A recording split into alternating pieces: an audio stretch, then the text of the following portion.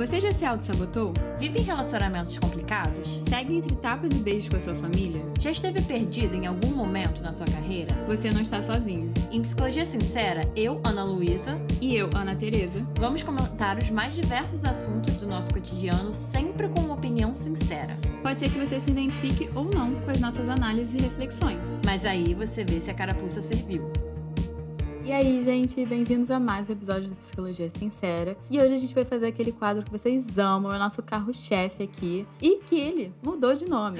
Eu tô passada, chocada. Essas meninas estão muito exaltadas. O quê? Ah, é um babado forte. A gente sempre falava que a gente não tinha um nome muito criativo para o nosso quadro de histórias de ouvinte, que são histórias que vocês mandam. Mas agora a gente teve uma ideia de um ouvinte que mandou pra gente que nós achamos geniais e nós abrimos uma enquete no último episódio que a gente fez desse quadro, pra ver, né, se vocês iam gostar ou não dessa ideia, a gente queria decidir junto com vocês. E ficamos muito felizes de saber que vocês amaram a ideia do nosso ouvinte, tanto quanto assim a gente. E agora esse quadro vai passar a se chamar Analisando. Que, né, são 2 Anas, então nós vamos analisar as histórias que vocês mandam pra gente. Ana, Lisandro.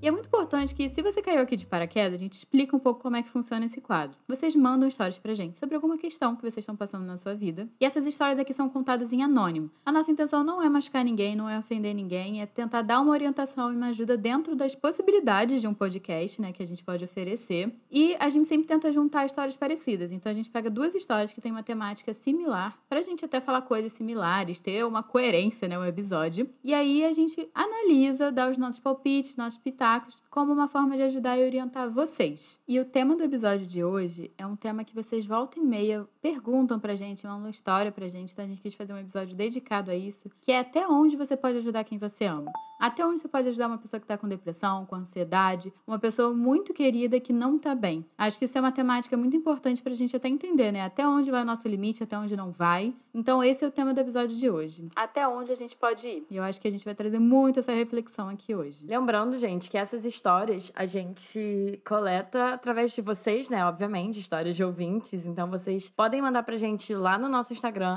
@podcastpsicologiasincera, ou pro nosso e-mail, podcastpsicologiasincera@gmail.com, que a gente tá sempre com as portas abertas pra receber as histórias de vocês. E aí, com isso, a gente vai selecionando histórias com temas parecidos pra trazer pra cá. Então, só pra deixar aí em aberto, quem quiser que a gente comente a sua história, é só mandar pra gente. Então, vou começar com a primeira. Oi, meninas! Estou desesperada, precisando da ajuda de vocês. Tenho 21 anos e um namorado de 22 anos. Namoramos faz quase 4 anos e ele sempre foi muito antissocial e eu, por ser mais caseira, adorava. Começamos a namorar no colégio e foi onde todo o problema começou, porque ele já tinha repetido de ano quando entrei na escola e quando eu passei, ele repetiu de novo. Era escola federal e integral. Sempre foi muito puxado e o fato dele já ter perdido sempre mexeu muito com ele. Na 3ª vez que ele repetiu de ano, ele desistiu da escola e na época ele não quis contar para a mãe dele. Ele saía de casa dizendo que ia para a escola e ficava na rua esperando para voltar para casa. Ele começou a desenvolver depressão e sempre foi muito ansioso. Desde o meu primeiro conflito com a minha mãe,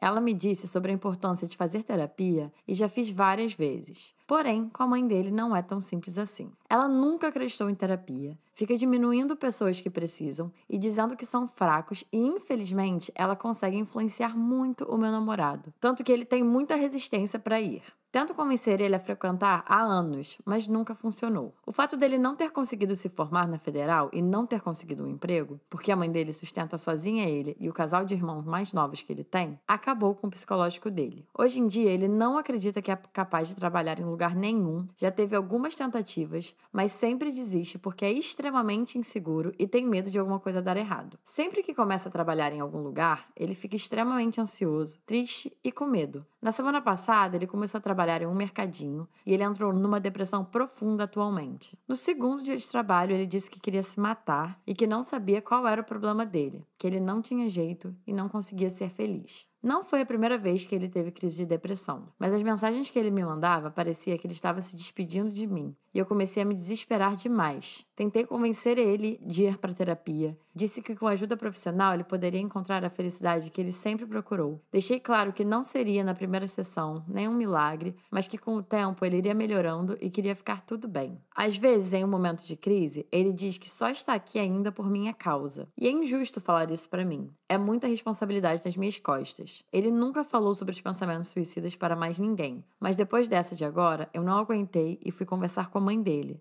que já tinha percebido que estava acontecendo alguma coisa com ele, mas ele não desabafa com mais ninguém. Porém, minha sogra não reagiu como eu gostaria. Ela disse que ele não pode sair demais do emprego, que ele é fraco e ficou comparando ele com outros rapazes da idade dele. Disse coisas horríveis e eu já estou com um psicológico extremamente abalado nos últimos dias, porque até então só eu sabia e tinha medo de me sentir mais culpada se o pior acontecesse. Lembra que eu disse que ele é extremamente influenciável por ela? Pois bem, hoje é terça-feira e a última crise tinha sido domingo e eu estava aos poucos convencendo ele de aceitar terapia. Consegui até marcar com urgência no SUS para quinta-feira e, adivinha, ele fez umas coisas erradas no trabalho, que não chegou a comprometer o trabalho em si, mas que abalou ainda mais o psicológico dele e quando chegou em casa e contou para a mãe, ela brigou com ele e ele ficou ainda mais mal. Ela fala coisas horríveis para ele que ele acredita. Ele acredita que é fraco, porque ela diz que só gente fraca faz terapia. Diz que não é capaz de nada, e eu tento convencer ele do contrário, mas não adianta. Parece que eu corro para conseguir uma mínima esperança de que ele frequente a terapia e com uma frase, ele volta a estaca zero e volta a acreditar que ninguém é capaz de ajudar ele, que ele não tem mais jeito. Eu tentei convencer ela de que ele precisa de terapia, mas é muito difícil tentar convencer pessoas que já têm a cabeça muito fechada para essas coisas. Ela ainda não sabe que ele tem depressão e pensa em suicídio, porque eu entrei no assunto terapia para averiguar qual seria a reação dela e já não foi muito boa. A depressão ela já deveria imaginar, mas não sei se consegue perceber, talvez por ser filho dela. Quando ela brigou com ele, depois que disse que errou no serviço, ele disse que ela está certa, que ele é culpado de tudo que vive, que é um fardo para ela carregar, que não aguenta mais isso e eu não sei como ajudar, porque são 2 contra 1. Ele acredita piamente em tudo que ela fala e eu falo e entra por um ouvido e sai pelo outro. Ele é muito influenciável por ela e minha palavra não tem peso nenhum. Literalmente, meu esforço de anos tentando levá-lo para a terapia acabou com algumas frases dela e ela não entende que isso pode matar ele. Porque se eu falar, ela pode fazer pouco caso ou fazer o que sempre ameaça fazer, que é mandar ele ir morar com o pai, que vive em situação pior ainda, em uma cidade muito pequena, sem recurso para saúde mental nem nada. Eu fui tentar falar que não é certo as coisas que ela fala e faz para ele, que eu acho errado e ele não gostou nada. Parecia querer brigar comigo para proteger ela, dizendo que tudo que ela falou é verdade e que ele merece tudo isso. Acho que eu vou ter uma desidratação de tanto chorar nos últimos dias por não saber o que fazer ou falar para ajudar. Parece que tudo é em vão, já que são 2 contra 1. Ele vem desabafar comigo, ele fala coisas horríveis dele e eu tento tirar isso da cabeça dele, dizendo que não é verdade e argumento com ele, mas eu não consigo sozinha. E às vezes eu me sinto culpada por não ajudar mais, por não conseguir nada. E aí, o que vocês têm a dizer sobre tudo isso? PS, vocês são incríveis, amo o podcast. Muito obrigada, querido ouvinte. Olha, eu tenho muita coisa pra dizer sobre essa história. História longa com muitas coisas pra serem ditas, né? Mas vamos por partes. Então vamos lá. Você falou muito do seu namorado, praticamente a história toda foi sobre seu namorado. Então vou começar falando um pouquinho sobre ele, né? Você fala que pra ele é muito difícil de aceitar ajuda e eu fico pensando aqui o quanto ele idealiza a mãe dele, ou o quanto ele ainda não fez essa transição de ver a mãe dele, né, como uma pessoa de referência para questionar a mãe dele. Porque quando a gente vai crescendo, vai ficando mais velho, a gente começa a ter mais espaço, até na adolescência, de questionar mais os nossos pais, de entender, olha, a minha família funciona assim, as pessoas falam assim, mas o mundo lá fora pode funcionar de outra maneira. E eu sinto que ele ainda não fez muito essa transição de começar a questionar essa mãe. E nem sei se vai fazer, tá? Porque tem gente que não faz essa transição e aceita como verdade, escrito em pedra, o que os pais falam. Que é o que tá me parecendo que é o que ele faz. Então, uma pessoa, né, que cresceu a vida inteira ouvindo que é um fracasso, que é fraco, que é inútil, enfim, essa pessoa vai ter crenças muito negativas sobre si mesma. E se você não vê muita perspectiva em si mesmo, ou uma perspectiva de futuro pra você, você vai começar a se auto-sabotar, você vai começar a tomar escolhas que reforcem essa ideia que você tem sobre você. É muito louco de pensar sobre isso. Mas você tá me falando que ele, assim, cresceu sofrendo um abuso, porque isso é uma violência psicológica que ele tá sofrendo na casa dele. Ele pensa coisas horríveis sobre si mesmo, que é a reprodução do que a mãe fala dele, né? Que ele já internalizou. E obviamente esse garoto vai ficar depressivo, assim, eu não consigo ver outra saída, porque ele não questiona essa mãe, ele internaliza esse discurso, assim, totalmente de menosprezar ele da mãe, ele não recebe apoio, e eu sinto tanta peninha dele que você traz na história, né, que ele ainda conta as coisas pra mãe, né, numa esperança, numa tentativa que essa mãe vai fazer diferente, que essa mãe vai acolhê-lo. E é muito triste de ver tudo isso, porque talvez essa mãe nunca vá acolhê-lo, porque ela não sabe fazer isso. Com certeza. E aí o que eu fico pensando é muito dentro disso do que a Andressa tava falando, né? Assim, me parece que, de certa forma, ele tá repetindo ou ele tá preso nessa história da repetição de ano, né? Não sei se ali foi talvez a ou as primeiras experiências dele de, entre aspas, fracasso, né? Não sei se ele já tinha passado por isso antes, mas realmente me parece que ele tá muito preso a isso e, óbvio, como a Ana Teresa falou, a forma como nós e as pessoas em volta reagem a determinadas situações que a gente vive super vão influenciar o quanto que essas situações vão impactar mais ou menos a nossa vida a partir desses acontecimentos, né? Então, talvez se ele tivesse sido acolhido por ela na época, não sei, gente, não é tão causa e efeito assim, é só uma hipótese, né? Mas eu fico pensando, talvez se ele tivesse sido acolhido, não teria formado um nó tão grande em relação a ele, à vida dele, à autoestima dele. Enfim, talvez poderia impactar menos todos esses anos seguintes e ele na vida profissional, enfim. Mais uma vez, é só uma hipótese. Mas o que eu tô pensando aqui, você, ouvinte, assim, eu tô pensando no seu lugar, eu tô pensando no seu papel, porque é interessante que parece que você tá reproduzindo, nos mandando essa mensagem pro podcast, o mesmo comportamento que parece que você tem, né, no seu dia a dia, na sua relação com ele, que é você manda uma história em que você claramente está sofrendo, você claramente também tem suas questões e não tá fácil pra você viver isso tudo, mas você fala dele, você fala da sua preocupação com ele. Só quero fazer um parênteses, porque óbvio que quando a gente se relaciona com pessoas, seja em amizades muito profundas, seja com a nossa família, seja um relacionamento amoroso, óbvio que a gente se preocupa com as pessoas. Óbvio que a gente não quer ver as pessoas mal, a gente não quer que as pessoas tenham ideação suicida, mas ao mesmo tempo é muito importante que a gente entenda o nosso lugar. Até que ponto também não tá passando dos nossos limites. É isso, assim, eu fiquei um pouco preocupada porque eu imagino, como você falou, acho que de 100% da história, eu acho que 1% é sobre você e como você tá se sentindo nisso tudo, né? Você fala que você acha que vai ter uma desidratação de tanto chorar e tal, que você não tá bem, que você se sente culpada, mas é isso que eu tô pensando, assim,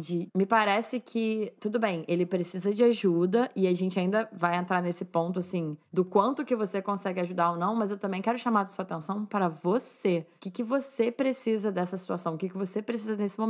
Que acolhimento você precisa também. Você chegou a falar que fez terapia um tempo, né? Não sei se você ainda está em terapia, mas é isso. A gente não quer simplesmente ignorar o fato de que seu namorado está sofrendo, mas a gente também acha importante colocar luz no seu sofrimento, que você, lidando com isso tudo, também provavelmente precisa de ajuda. É isso que a Ana Luísa falou, é muito importante, que me mostra um padrão, assim, de autossacrifício. Arrisco ir mais longe, assim, falando que talvez para você se relacionar com as pessoas, você tem que se sacrificar por elas.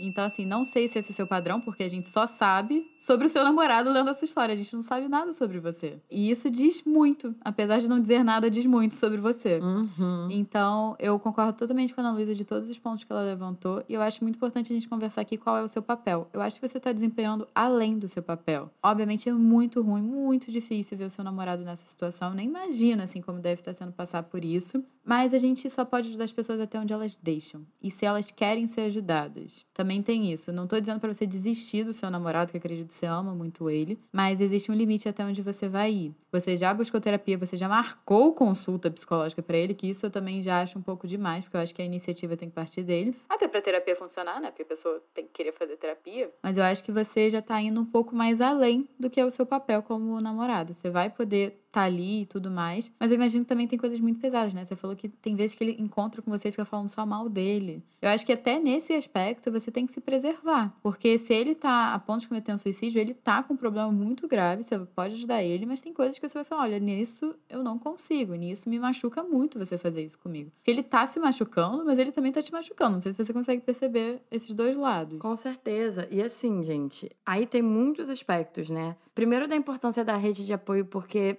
falando pra outras pessoas que podem estar se identificando, né, que se relacionam com pessoas que estão passando por momentos difíceis, que claramente não estão bem, então com alguma questão de saúde mental, né, não é nem o 8 nem o 80. Não, a pessoa tá tirando minha paz, tá me tirando do meu eixo, eu tô aqui feliz, não vou ficar... Não é isso, gente, porque se relacionar com as pessoas, seja de amizade, seja de relacionamento amoroso ou qualquer relação verdadeira e íntima, é você estar com a pessoa nos momentos bons e a pessoa nos momentos ruins. Mas... Como a Ana Teresa falou, tem muitos, muitos, muitos limites, né? Então, assim, tem um lugar onde você consegue estar, de fato, como namorada, de você oferecer escuta, você oferecer acolhimento, você oferecer presença mesmo. Às vezes, não tem nada que você possa falar ou fazer que vai mudar o que ele tá sentindo, né? Ou o que ele tá passando, ou a história dele. Ainda tem isso. Ele tem uma história que leva ele a lidar com as coisas dessa forma, a estar dessa forma. E é muito a gente se deparar com a nossa impotência. A gente realmente se tirar desse lugar de salvador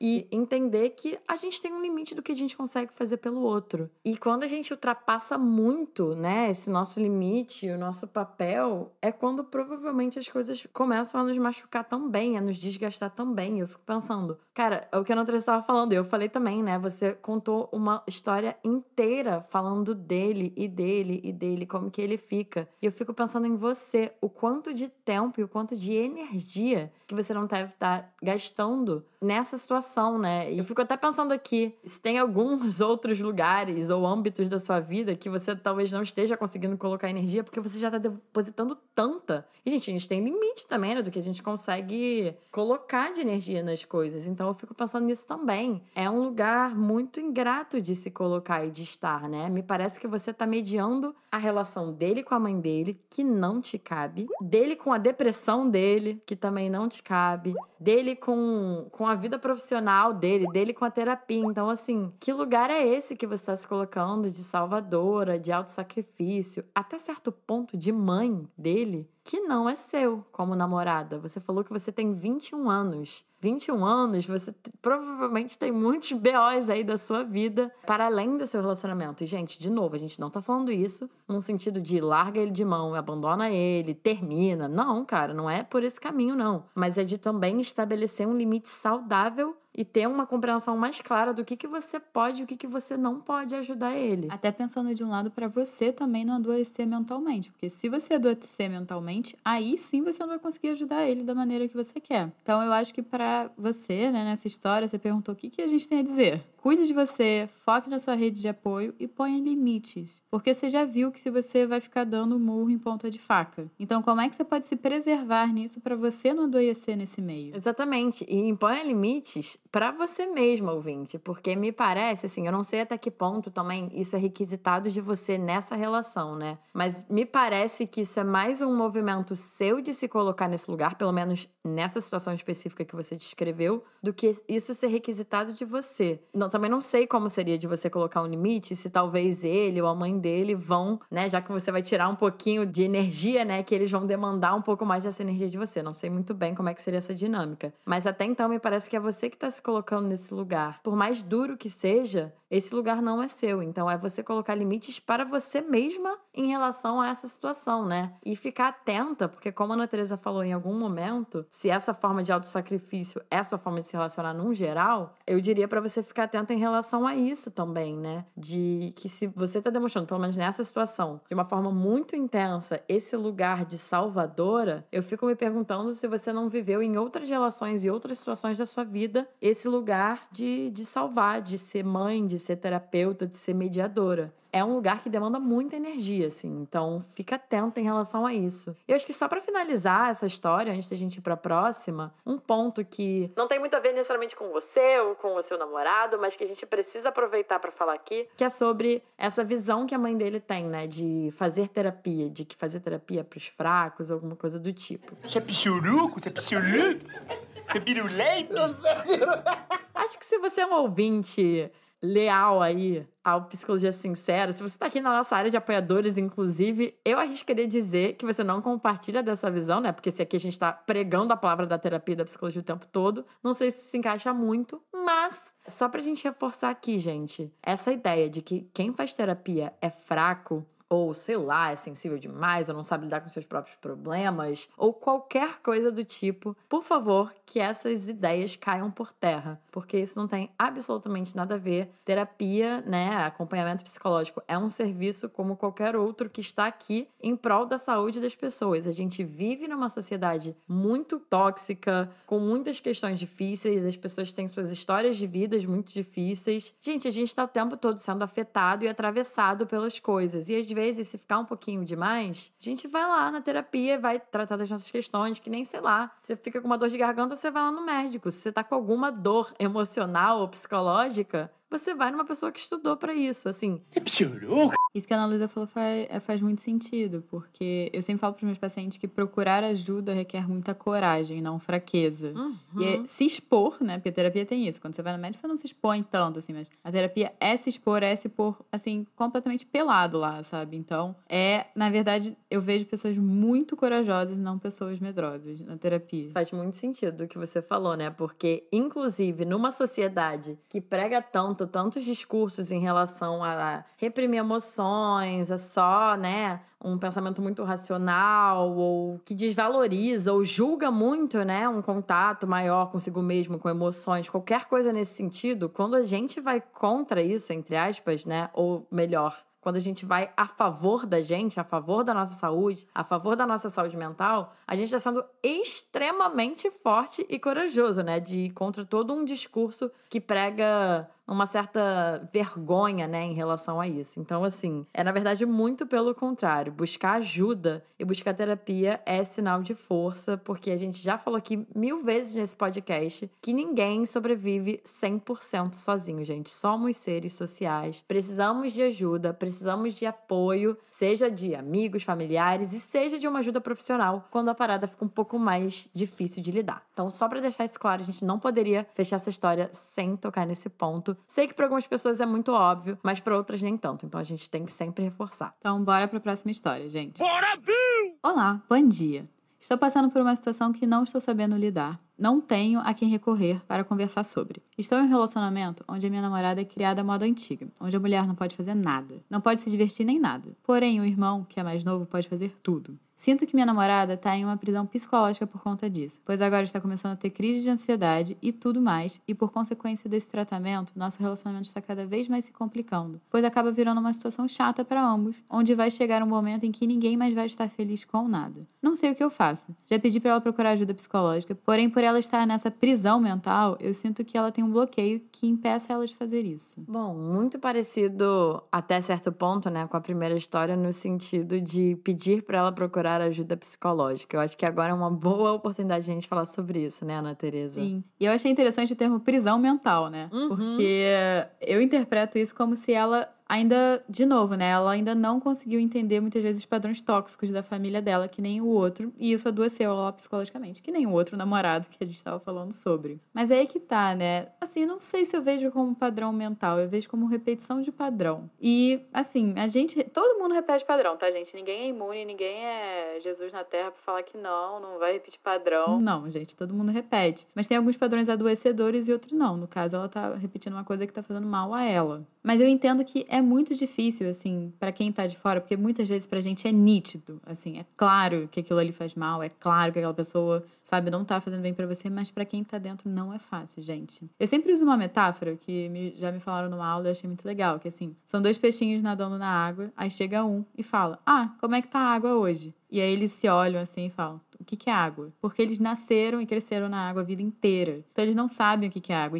E quem tem o grau de consciência que está na água são pessoas diferenciadas. Maravilhoso, adorei essa metáfora. É isso, assim. E volta pro que a gente tava falando na primeira história, né? Tem um lugar e tem um limite até onde a gente consegue ir nesse tipo de ajuda, né? Assim, é complicado, porque você fala, não sei o que faço, já pedi pra ela procurar ajuda psicológica e tal. Às vezes, você chegou no seu limite mesmo do que você consegue fazer, né? Pode parecer muito frustrante ouvir isso. Assim, parecer não. Deve ser muito frustrante ouvir isso. Mas é frustrante mesmo a gente olhar para as pessoas que a gente ama e que a gente gosta e às vezes enxergar alguma coisa que essa pessoa não tá enxergando, ou só enxergar que essa pessoa não tá bem e a gente se deparar com a nossa impotência em relação a fazer isso. É bem repetitivo em relação à última história, mas esse é o tema do episódio, né? Como que a gente ajuda ou não e qual é o nosso lugar. E é frustrante quando a gente quer tanto ver uma pessoa bem e a gente se depara com esse nosso limite, mas também é importante, gente, a gente ficar atento em relação ao que a Ana Teresa falou, que tem até estudos que falam da eficácia da terapia quando uma pessoa é forçada a fazer terapia versus quando uma pessoa toma de fato essa atitude por si, né? Gente, a terapia não funciona à força, não é assim que acontece, senão seria ótimo, né? A gente pega todo mundo à força, bota lá no consultório e todo mundo sai dali feliz. Óbvio que não, gente, até porque também já falamos aqui, a terapia não é 100% o psicólogo, é 50% psicólogo, 50% o paciente ou o cliente, né? E se aquela pessoa tá ali por força, muito provavelmente ela não vai fazer os 50% dela, porque talvez ela nem entendeu que ela precisa estar ali. Então, se ela nem entendeu que ela precisa estar ali, como é que ela vai fazer a parte dela para que aquilo funcione? Então, assim, tem muitos passos até uma pessoa de fato não só procurar, mas continuar nessa ajuda psicológica e isso de fato ter um impacto, né, naquele problema, naquela questão. E você falou de pesquisa, né, Ana Luísa? E eu lembrei de uma pesquisa, né, em terapia cognitivo-comportamental que é muito mais eficaz a pessoa chegar à conclusão sozinha, por exemplo, que a família dela é tóxica, do que você dar essa resposta para ela. Os resultados são muito diferentes. Portanto, que a gente tem uma técnica da minha abordagem que se chama descoberta guiada, que você vai mostrar por A mais B o seu raciocínio, o que você está pensando, mas você vai ter que guiar a pessoa para a pessoa chegar junto com você. Porque não adianta nada você falar, sua família é tóxica, a pessoa não vai nem entender o que você está falando muitas vezes. Então você vai ter que mostrar por A mais B qual é o caminho do seu raciocínio e ela tem que concordar, e ela tem que entender o seu raciocínio, porque também não adianta nada você mostrar o seu raciocínio e ela achar que é uma coisa completamente sem noção. Por isso, gente, que a gente fala o tempo todo, a terapia é um processo. Repitam comigo. Processo.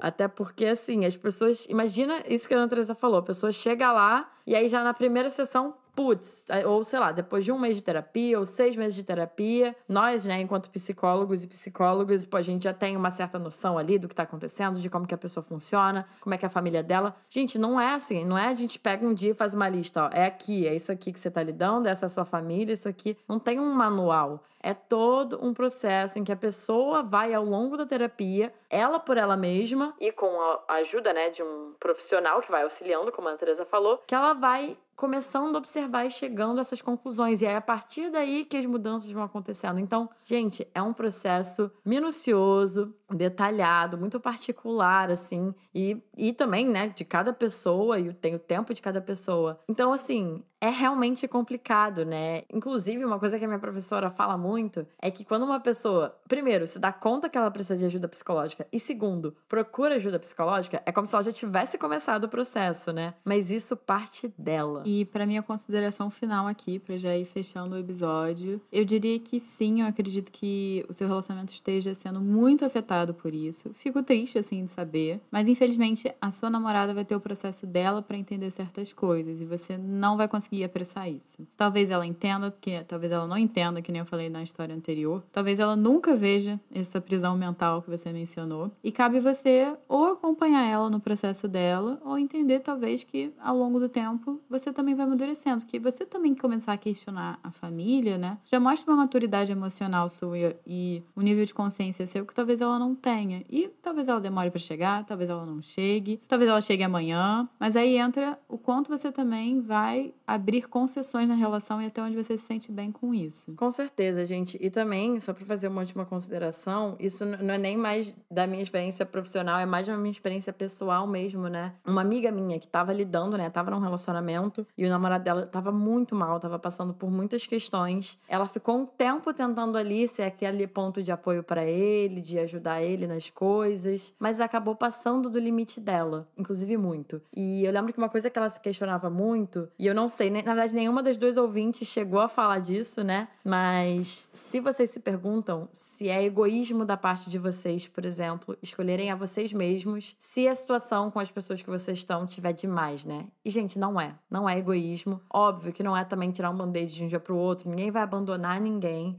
Mas é isso, assim, relacionamento, infelizmente, não é só amor que sustenta um relacionamento. As pessoas têm suas questões, elas são atravessadas por inúmeras coisas, e por mais que o relacionamento é uma coisa, a família é outra, o indivíduo é outra, mal ou bem, essas coisas, elas se entrelaçam, elas se atravessam. Então, é bem o que a Ana Teresa falou, assim, de cabe a você, na verdade, entender que não tem como você apressar o processo dela, e é muito mais uma escolha de, tá difícil, tá afetando o relacionamento, me faz mal ver ela assim, mas eu quero continuar aqui, entendendo que você vai continuar com ela como ela está hoje e como ela vai persistir ali no processo dela, né? Ou se você vai chegar à conclusão de que talvez não faça tanto sentido, às vezes não é o momento, e reforçando, se for o caso, isso não é egoísmo de forma alguma, só queria deixar isso muito claro.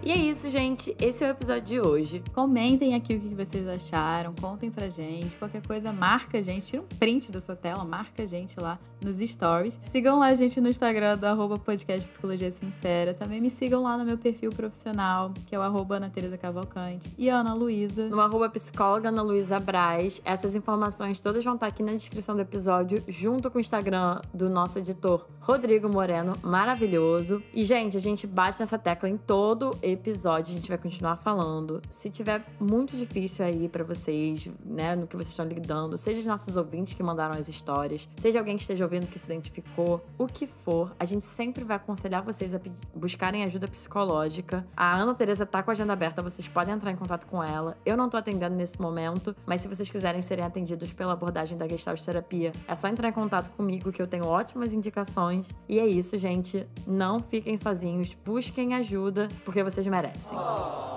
E é isso. Um beijo e até o próximo episódio.